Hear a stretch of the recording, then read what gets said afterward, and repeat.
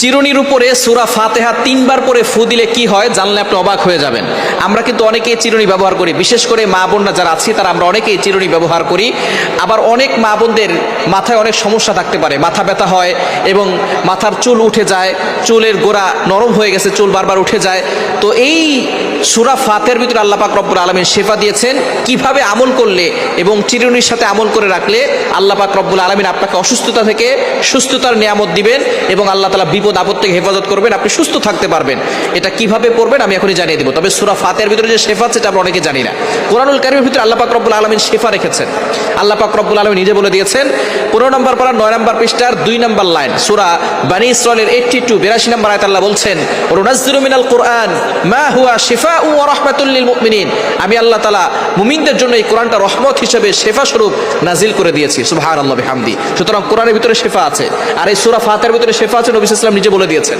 সূরা ফাতিহাকে বলা হয় আয়াতুশ শিফা, অর্থাৎ শিফার আয়াত। এই সূরা ফাতিহার ভিতরে অনেক শিফা আছে।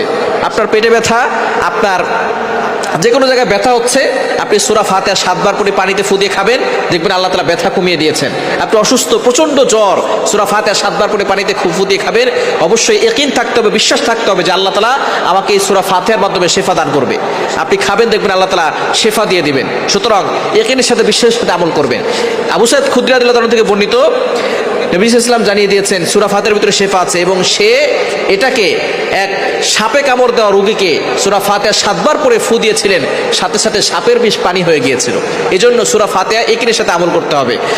তো এখন আপনি সূরা ফাতিহা প্রথমে ওযু করবেন, 3 বার দুরূদ শরীফ পড়বেন, এরপরে সূরা ফাতিহা 3 বার পড়ে শেষে আবার 3 বার দুরূদ শরীফ পড়ে চিরুনিতে ফু দিবেন।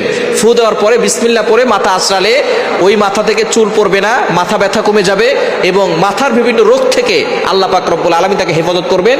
অসুস্থ থাকলে আল্লাহ পাক রব্বুল আলামিন তাকে সুস্থতার নিয়ামত দিবেন। এই জন্য অবশ্যই সুস্থতা হচ্ছে বড় একটি নিয়ামত, আর মাথা ব্যথা হচ্ছে বড় সমস্যা। মাথা ব্যথা হলে আর মাথাকে জাগিয়ে রাখা যায় না, শুয়ে পড়তে হয়। অনেক সময় দেখা যায় শরীরেও কাজ হয় না। এজন্য অনেক সময় দেখবেন মাথা ব্যথা হয় এবং মাথার বিভিন্ন সমস্যার কারণে চুল পড়ে যায়। তো সূরা ফাতিহা পড়ে যদি চিরুনিতে ফু দিয়ে আপনি মাথা আঁচড়ান, তাহলে দেখবেন আপনার চুল পড়া বন্ধ হয়ে যাবে এবং মজবুত হবে গোড়া এবং আপনার মাথার সকল সমস্যা দূর হয়ে যাবে। আল্লাহ তাআলা আমাদের সকলকে সূরা ফাতিহার মাধ্যমে শিফা দান করুক। সকলে বলেন আমিন।